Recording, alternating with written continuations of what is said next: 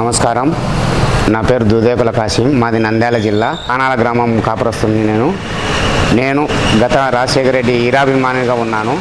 రాజశేఖర రెడ్డి గారు పౌరాల గుట్టగాడ చనిపోయినప్పుడు చాలా ఘోరంగా తయారైంది. నేను బాధలో ఉన్నాను.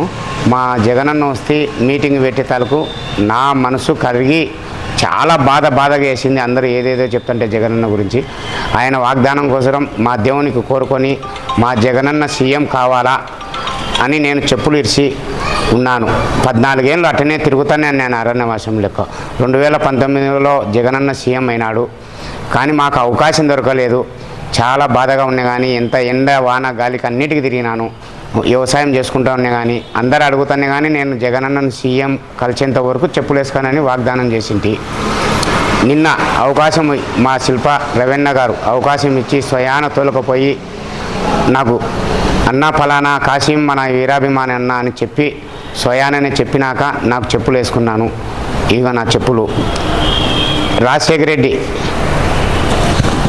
రెడ్డి కుటుంబం ఎల్లవేళలా ఆ తిరుపతి దేవస్థానంలో రేవనూరయ్య దర్శనం చేసుకుంటామో లేదు, కానీ అంత కాడికి ఆనందంగా కళ్ళు నిన్న కలుచుతుంటే నా ఆనందం నా బాధ అంతా ఒక్కటేసారి కలిసి వచ్చింది.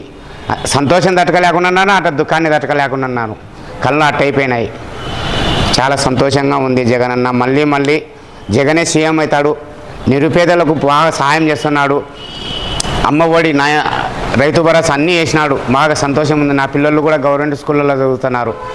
దయచేసి మా పేదవాళ్లకు సహాయం చేసిన ముఖ్యమంత్రి ఏకైక ముఖ్యమంత్రి అంటే ప్రపంచంలో ఒక జగనన్నే. మాకు రవెన్న అందుబాటులో ఉండి అన్న అని ఆప్యాయంగా పిలుచుకొని తమ్ముడు ఇక్కడ నీకేం కావాలన్నా ప్రతి ఒక్కరికి దూరం అనేదే లేదు. ఏదేదో చెప్తున్నారు రవెన్న గురించి. రవెన్న చాలా మంచివాడు. ఇంట్లోకి అన్నీ చేసి సొంతం తమ్ముని కాడికి ఎక్కువ చూసుకుంటున్నాడు అందరినీ. ఏదో సొల్లు చెప్తున్నారు రైతులలో అవల్ల అబద్ధాలు. మాకు తెలుసు హృదయం ఎటువంటిది అని. చిన్న పిల్లని మనస్తత్వం అంటే ఒక రవెన్నదే. చాలా సంతోషం రవెన్న. నీకు రుణపని, నీ కుటుంబానికి రుణపని ఎల్లవేళలా సేవ చేసుకుంటూ ఉంటాను. జై జగన్, జై శిల్పి రవెన్న.